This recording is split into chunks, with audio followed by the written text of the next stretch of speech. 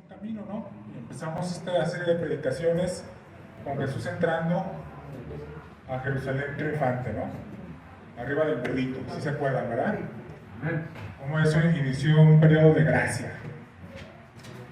Ya Jesús entró, limpió el templo, purificó el templo, habló con los fariseos, habló con la gente, y ya se va acercando su Pascua, ¿no? Ya celebró su cena con sus discípulos. Ya la semana pasada el pastor nos habló de la cena. Y estamos en este momento Jesús saliendo de la cena con 11 de sus discípulos. Ya falta uno. Judas ya se fue a hacer lo que anda haciendo. Judas ya se fue a preparar su traición. Pero Jesús va caminando con sus 11 discípulos hacia un lugar donde generalmente iban a orar o donde se reunían. Getsemaní, que era un olivar, un lugar donde hay muchos árboles de aceitunas. Ahí generalmente iba Jesús con sus discípulos, y es la parte donde vamos, ¿verdad? En Getsemaní empieza lo que se llama la pasión de Cristo. Pasión viene de pasión, passionis, padecere, o sea, pasión y padecer tienen la misma raíz. Entonces la pasión de Cristo es lo que Cristo tiene que padecer. Y aquí en Getsemaní empieza la pasión. Mateo 26, versículo 36 al 46. Entonces viene Jesús con ellos, con sus discípulos, a un lugar que se llama Getsemaní, y dice a los discípulos: sentaos aquí hasta que vaya y ore. Y tomando a Pedro y a los dos hijos de Zebedeo, comenzó a entristecerse y a angustiarse en gran manera. Entonces él les dice: mi alma está muy triste hasta la muerte. Quédense aquí y velen conmigo. Y yéndose un poco más adelante, se postró sobre su rostro, orando y diciendo: oh Padre mío, si es posible, que pase de mí esta copa, empero no como yo quiero, mas como tú. Y vienen los discípulos y los halla durmiendo, y dice a Pedro: ¿qué? ¿No habéis podido velar conmigo una hora? Velad y orad, para que no entréis en tentación. El espíritu de la verdad está presto, mas la carne es débil. Se fue otra vez, por segunda vez, y oró diciendo: oh Padre mío, si no puede esta copa pasar de mí sin que yo la beba, hágase tu voluntad. Y vino y los halló otra vez durmiendo, porque los ojos de ellos eran agravados. Y dejándolos fue otra vez y oró por tercera vez, diciendo las mismas palabras. Entonces viene a sus discípulos y les dice: duerman ya y descansen. He aquí ha llegado la hora, y el Hijo del Hombre es entregado en manos de pecadores. Levántense, vamos, he aquí que se acerca el que me entrega. Ok, este es el pasaje que vamos a ver, es Jesús en Getsemaní. Mateo 26 del 36 al 46. Ok, ¿qué es lo que vimos aquí? Llega Jesús con sus discípulos, con los 11, a Getsemaní. ¿Qué quiere decir? Lugar donde se prensan las aceitunas para hacer aceites. Es un lagar de aceitunas. Es un lugar donde se prensaban el fruto del olivo para hacer aceite. El aceite de oliva se hace en frío. A diferencia de otras semillas, el aceite de oliva se hace prensándolo en frío. O sea, se aprieta en frío y sale el aceite, ¿verdad? Y en este lugar es a donde va Jesús. Llega con sus 11 discípulos al lugar donde generalmente se reúnen. Deja a 8 en un lugar y agarra a su círculo íntimo, a los tres que lo acompañaron cuando la transfiguración. Agarra a esos 3, a Pedro, a Juan y a Santiago. Esos son como su círculo íntimo. Y avanza un poco más. Los deja ahí y les dice: oren conmigo, velen conmigo, porque voy a orar. Se aparta para empezar a orar. ¿Ok? Esa es la parte donde vamos. Aquí vamos a ponerle pausa a nuestro relato como si estuviéramos viendo un video. ¿Ok? Estamos viendo a Jesús, va con los 11, luego ya agarra a los 3, ¿no? Y le ponemos pausa.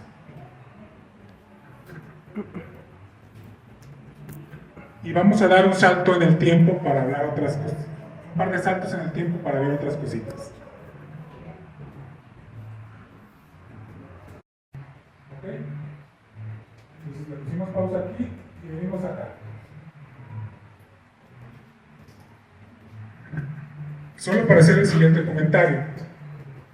Todavía existe este lugar. Dice la Biblia de MacArthur, que todavía existe ahí un jardín con olivos. Todavía hay algunos de esos árboles. Y vi un video de un canal que se llama, un video en YouTube que se llama Un Bacarí suelto en Israel. Y este señor va al lugar y ve que hay muchos olivos y todavía hay prensas para hacer aceite. Algunas del siglo I, algunas del siglo III. Pues este lugar todavía existe. Y le dice el señor que lo está guiando, algunos de estos árboles tienen más de 2000 años, porque el olivo es un árbol muy longevo. El olivo es un árbol que tarda 80 años o 100 años en empezar a dar fruto, pero luego vive miles de años, cientos de años, en ocasiones miles de años. Algunos de los árboles que están ahí ya estaban cuando Jesús estaba orando este día. Y pueden verlo ustedes en YouTube, busquen, hay varios videos del lugar, para que sepan que todavía se puede ver este lugar. Y si alguno tiene la dicha de viajar a Israel, pueden buscar. Okay. Entonces, aquí estamos, hoy día todavía existen esos árboles. Algunos de los árboles que estaban vivos cuando estaba Jesús, todavía están vivos hoy. Nos regresamos, otra vez un saltito en el tiempo, y regresamos a Jesús, orando. Y dice el versículo 37, comenzó a entristecerse y a angustiarse en gran manera. O sea, Jesús está angustiado, está sufriendo, físicamente está sufriendo. Y dice 38, mi alma está muy triste, casi hasta la muerte. ¿Sí me explico? Y aquí vamos a dar otro saltito, le volvemos a poner pausa a nuestro video. Y vamos a dar un salto al siglo II, III y IV, ¿no? Por aquí así. Resulta que las primeras comunidades cristianas empiezan a reflexionar sobre la vida de Jesús y empiezan a surgir herejías. La herejía siempre surge dentro de la iglesia. ¿A qué me refiero? Los paganos, los budistas, los que adoraban a Zeus, etc., no son los causantes de las herejías. La herejía siempre se da entre la gente que está en la iglesia. Es decir, el hereje es una persona que está contigo, que comparte la fe hasta un punto en el que empieza a creer otra cosa distinta. ¿Ok? La herejía siempre surge entre la iglesia, entre la gente de la iglesia. Y aquí en este siglo II, III, IV, empiezan a surgir herejías que decían que Jesús no era hombre o que Jesús no era Dios. ¿Ok? O sea, había gente que reflexionaba dentro de la iglesia y decían, no, pues es que no puedo entender que Jesús sea al mismo tiempo Dios y hombre. Entonces decían, no, Jesús nada más era Dios. ¿Ok? Y entonces niegan que Jesús tuviera carne. O sea, había varias de estas herejías que decían que Jesús nada más era Dios, pero lo más común decía, no, Jesús era Dios y ya llegó adulto. O sea, se empezó a manifestar como una especie como de holograma, como un fantasmagos, una imagen, ¿no? Entonces Jesús anduvo entre los hombres, pero era un holograma, por así decirlo, ¿no? Anduvo entre los hombres, enseñó, y lo que crucificaron fue una imagen de Dios. ¿Ok? Esta es una herejía, decían Jesús no más fue Dios, pero no fue hombre. Y había otros que decían, no, Jesús nada más fue un buen hombre. Hay dos o tres herejías también en este otro sentido que dicen, no, Jesús fue un gran tipo, un buen hombre, pero no era Dios. Y otros incluso decían, Dios lo adoptó, él era un hombre mortal, normal, pero en algún punto Dios lo adoptó. Unos dicen que fue en el bautismo de Juan, otros dicen que fue en la cruz. Pero ellos decían, no, pues Dios era hombre, pero no era Dios. Ok, estas herejías surgen dentro de la iglesia, pero nosotros ¿qué creemos? Nosotros creemos en la doble naturaleza de Jesús. Jesús es 100% Dios y 100% hombre. Al mismo tiempo es todo Dios y todo hombre. ¿Por qué es importante con lo que estamos viendo? Porque estamos viendo a un Jesús que está sufriendo. ¿Sí me explico? Que trae una carga pesada. ¿Ok? Y es un Jesús que va a ser crucificado. Si Jesús solamente fuera un holograma, como creían estas personas, no tendría razón todo esto. O sea, esto en vez de ser una realidad sería un teatro. No sé si me estoy explicando. Sería un Dios que está actuando. ¿Sí me explico? Como un actor de teatro. Y no es así. ¿Sí? Para que la pasión, toda la pasión, desde Getsemaní hasta la crucifixión tenga sentido, Jesús tiene que ser hombre. Sí. Dice aquí, en el lenguaje actual, empezó a sentir una tristeza muy profunda. Entonces, a lo que yo voy es a esto. Jesús tiene que ser hombre y Dios para que esto tenga sentido. Porque si no, sería una actuación. ¿Sí me explico? Si fuera un holograma que llora, un holograma que crucifica, pues no es esto. Jesús es hombre y es Dios. Entonces, aquí está el punto, ¿no? Más adelante vamos a dar otro saltito en el tiempo, antes de quitarle la pausa a nuestro video. Y acá adelante, en el siglo VII, surge otra herejía, que decía que Dios, Jesús, lo que nosotros decimos es que Jesús tiene una doble naturaleza.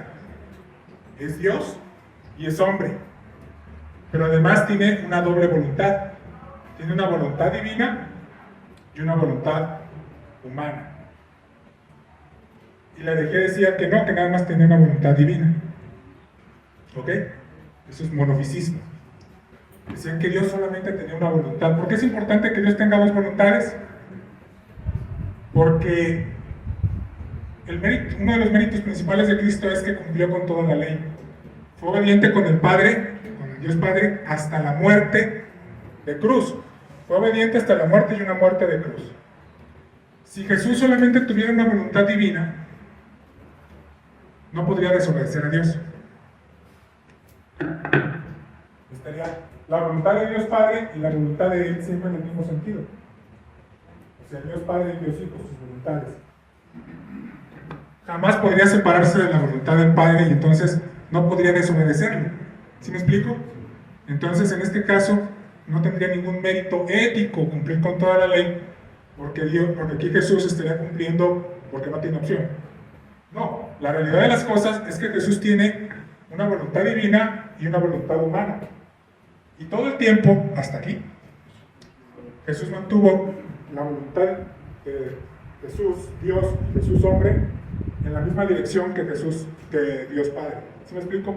Hasta este momento, toda su vida, Jesús ha mantenido su voluntad divina y su voluntad humana en la misma dirección que la voluntad de Dios Padre. Eso tiene un mérito porque su voluntad humana puede desobedecer. ¿Sí me explico? Tiene la capacidad de decidir una cosa distinta. Sin embargo, Él, como hombre, decide obedecer al Padre. Y aquí nos está demostrando que sí se puede,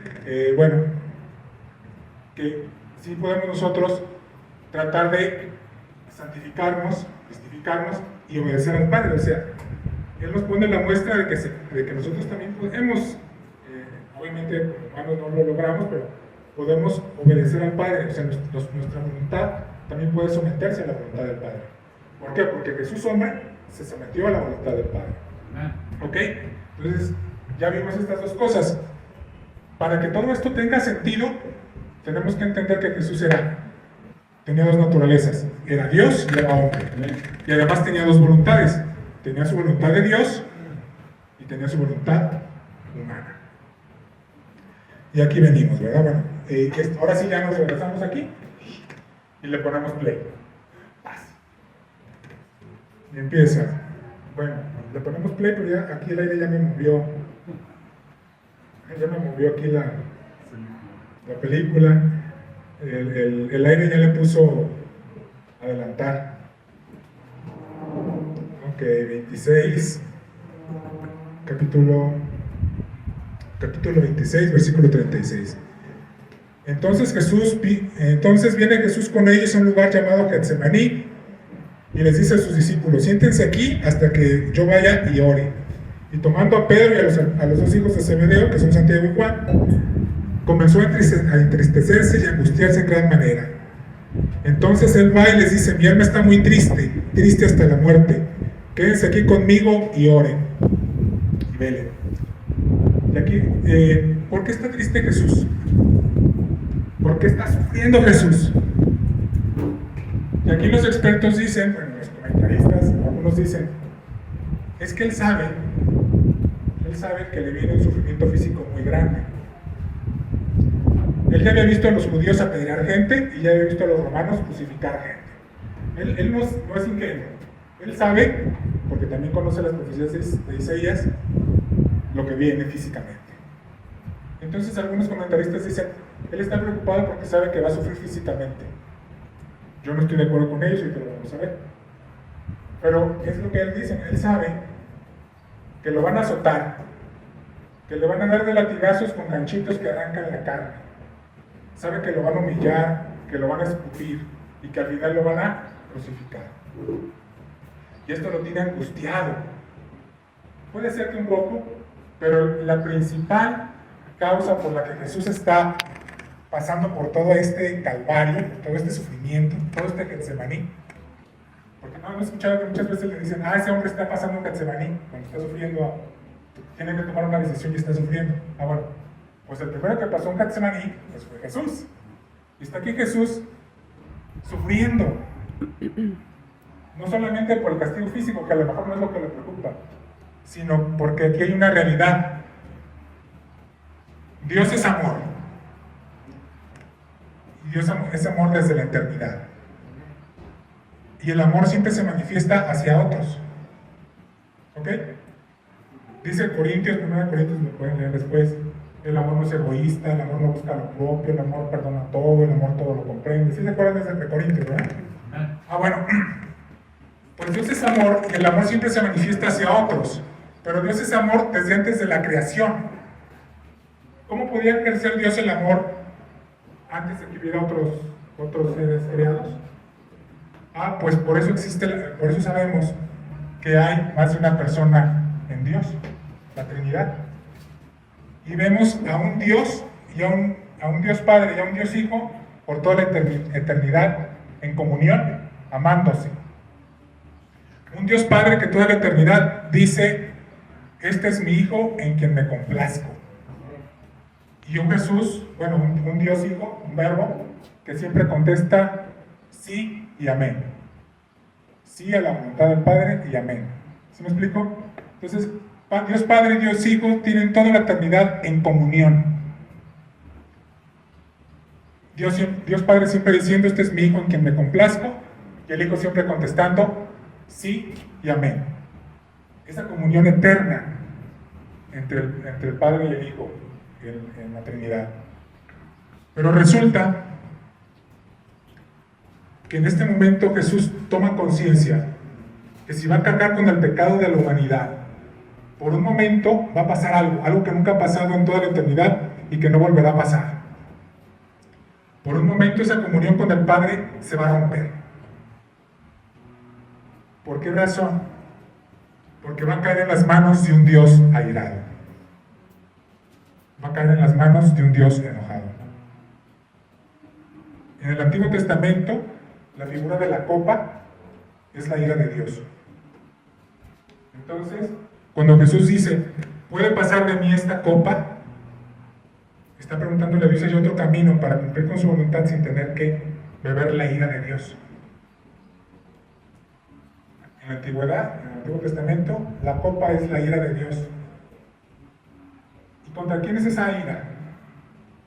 Contra el pecado. Exactamente.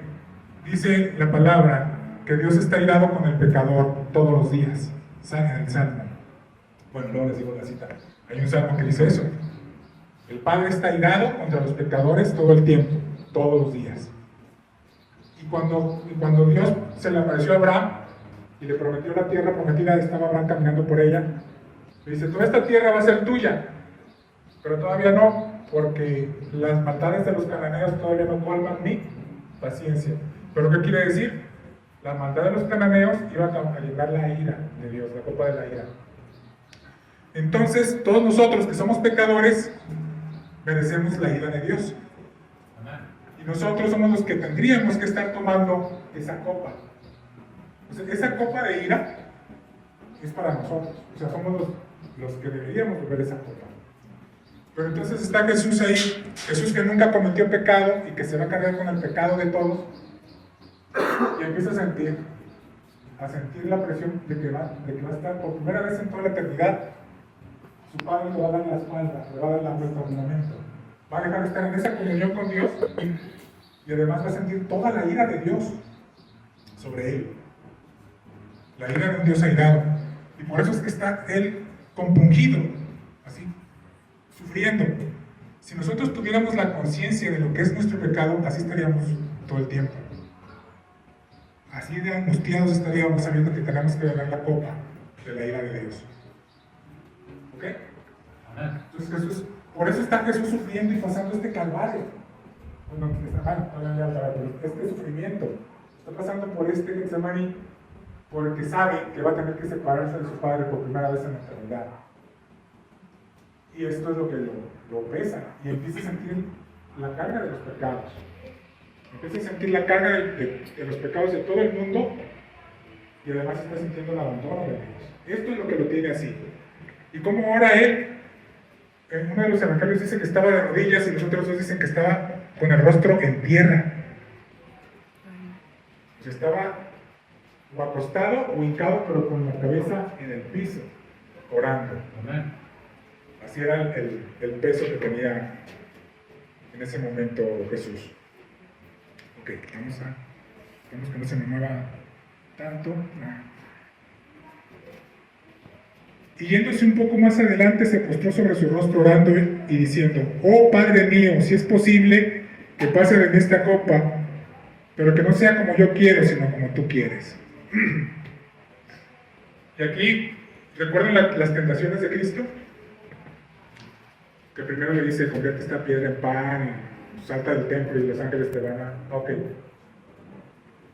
La tentación más fuerte de Satanás en el desierto fue la siguiente.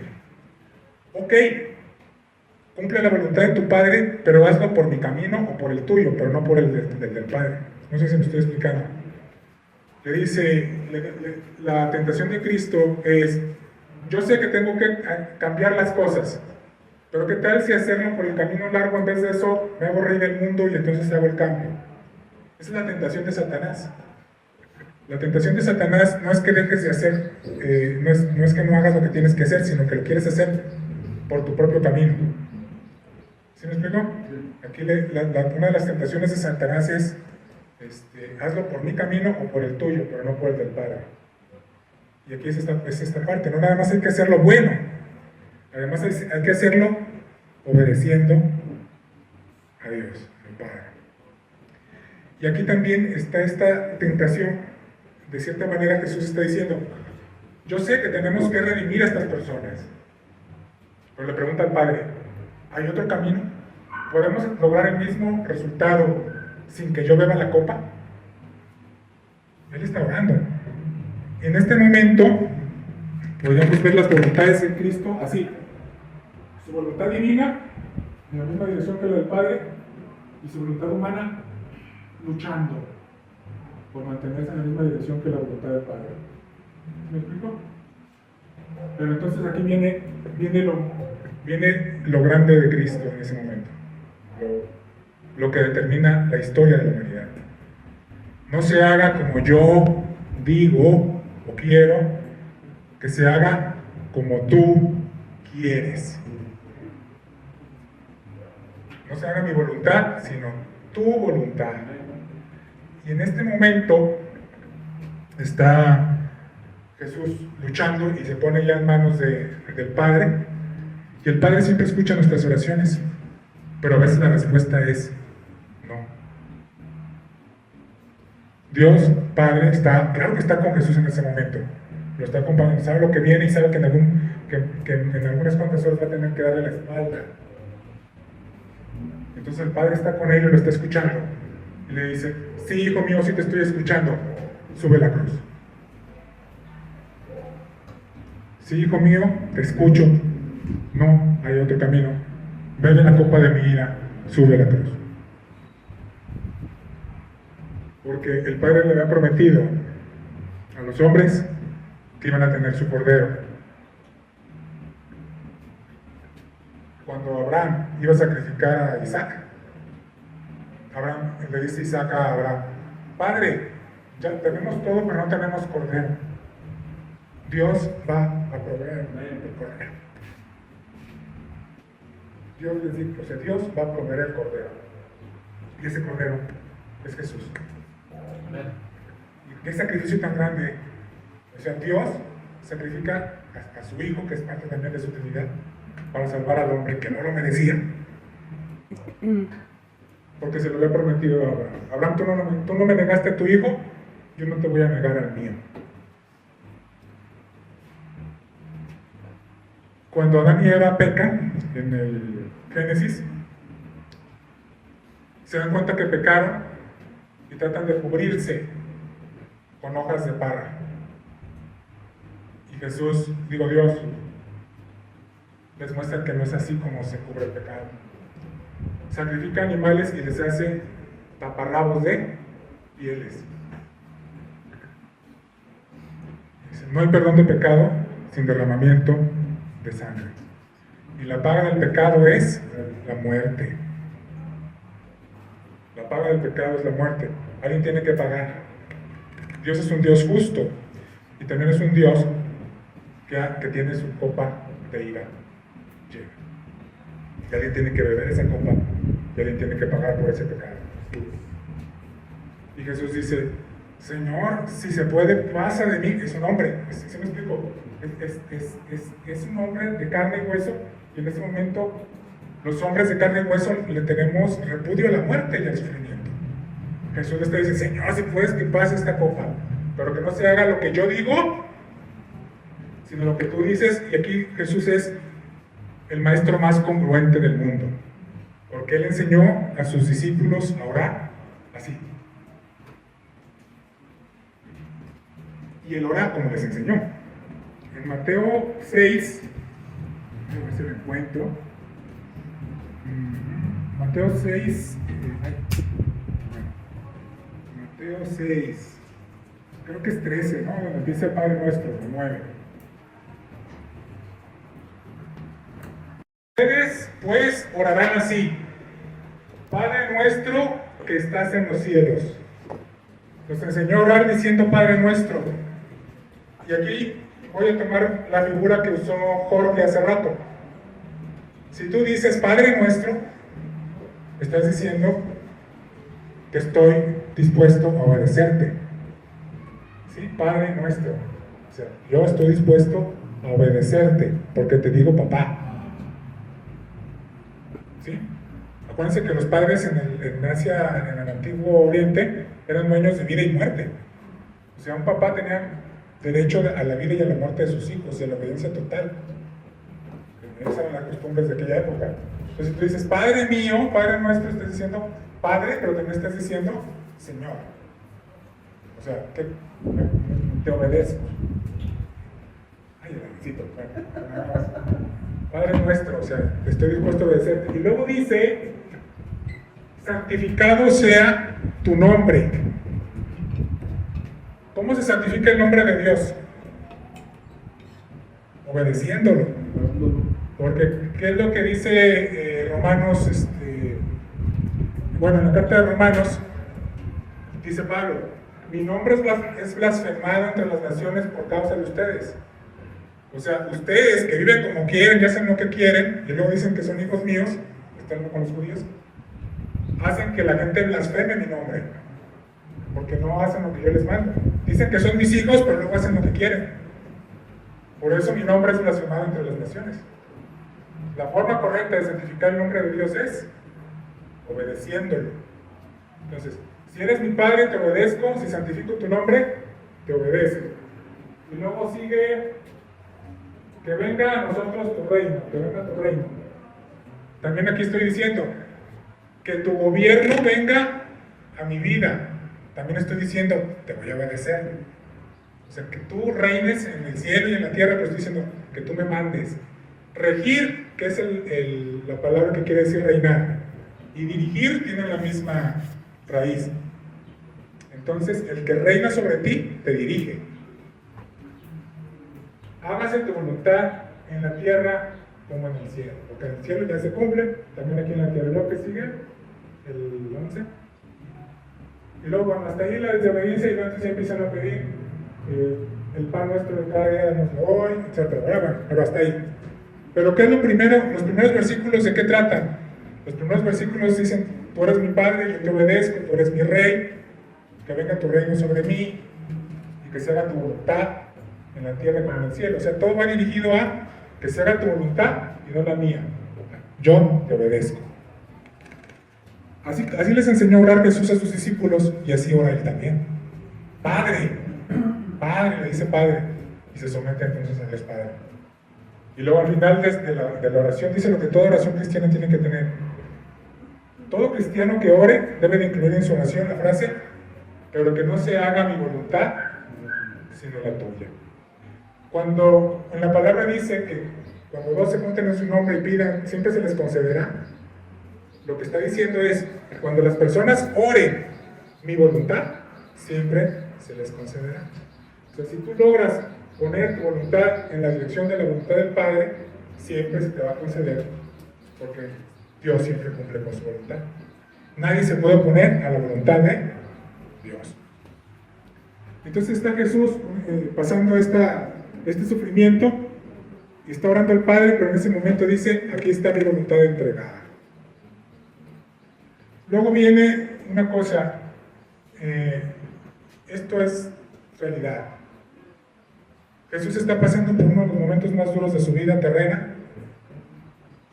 Están con sus panas, con sus 3 mejores amigos que tiene, con su círculo íntimo, con los que dicen que con él hasta el final. Y no pueden orar con él, se quedan dormidos. Hay que decir en descargo de los discípulos que es el mismo día de la cena. Entonces, y la cena de Pascua terminaba ya de madrugada. Entonces, ¿qué está pasando? Van, cenan, el lavado de pies, todo lo que ya vimos, salen y ya es muy de madrugada cuando Jesús va a orar y sus discípulos ya están bien cansados porque ya fueron al templo, regresaron. ¿Sí me explico? Están cansados, pero a pesar de que estemos cansados, pues Dios nos pide que estemos atentos. ¿Y qué pasa? Les dice, oren conmigo, velen conmigo. Pero cuando regresa la primera vez están dormidos, cuando regresa la segunda vez están dormidos. Les dice, velen para que no caigan en tentación. O sea, pónganse las pilas, estén atentos. Y este sigue siendo el mensaje de Jesús. Pónganse las pilas y estén atentos para que reconozcan las tentaciones que van a tener. Y bueno, los apóstoles pero fallan, 3 veces le fallan. Ya al final dice, bueno, ya, sigan dormidos. Algunos de los comentaristas dicen que de forma irónica, ¿no? Ok, sigan dormidos.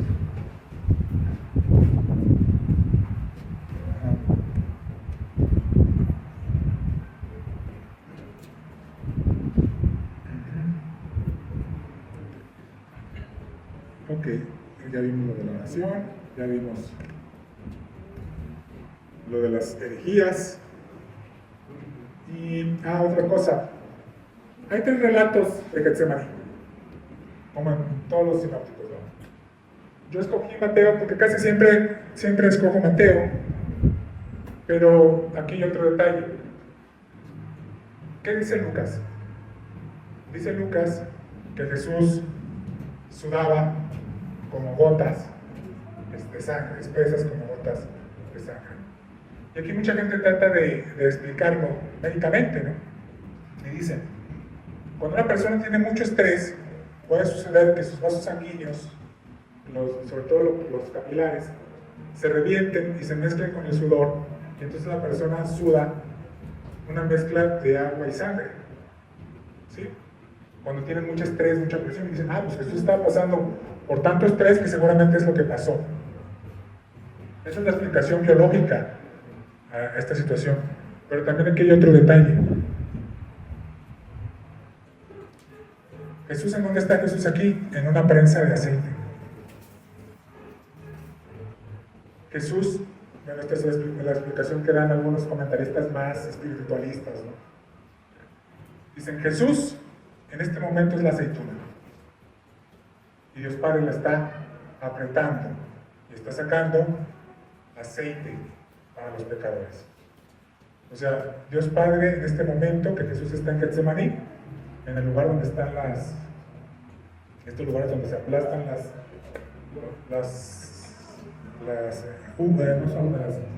las aceitunas, en este lugar Jesús es aplastado y sale de él aceite. O sea, lo que está saliendo de él es aceite para los pecadores. Es otra de las figuras que se encuentran en Getsemaní. Entonces tenemos a Jesús que sale con sus discípulos, sale con los 11 porque ya el traidor ya no está. Pero el traidor sabe dónde encontrarlo, porque lo dice el Evangelio de Juan, es el lugar que acostumbraba para ir con sus discípulos. Entonces, aunque Judas no está, en el momento en que ellos se van a Getsemaní, Judas sabe dónde puede encontrar al maestro. Y entonces ya les dice, sigan dormidos, y luego les dice, no, ¿saben qué? Levántense, porque ya viene el que me entrega. Dice, aquí el Hijo del Hombre va a ser entregado en las manos de los pecadores. Y aquí empieza la pasión de Cristo, Getsemaní, el punto donde Jesús es entregado en manos de los pecadores y empieza ya la historia que ya todos conocemos. ¿Todos vieron la pasión de Cristo? Ah, bueno, pues ya más o menos tiene una idea de lo que sigue. Ponemos play y ya vamos otra vez hasta. Ponemos pausa, que ya terminamos el pasaje, y volvemos al día de hoy. Y venimos.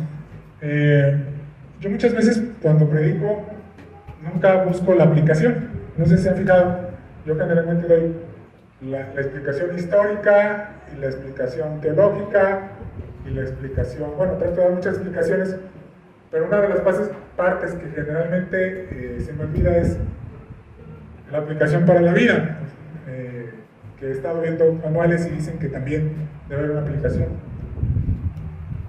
Aquí estamos viendo un Jesús que cargó con tus pecados y que puso su voluntad en la línea del Padre. Y dice que nosotros también tenemos que poner nuestra voluntad en la línea del Padre. Y que todo cristiano, dice cristiano quiere decir pequeño Cristo.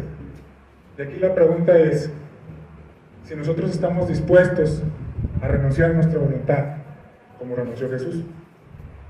Porque la verdad de las cosas es que, bueno, renunciamos a muchas cosas, pero nunca renunciamos a nuestra voluntad.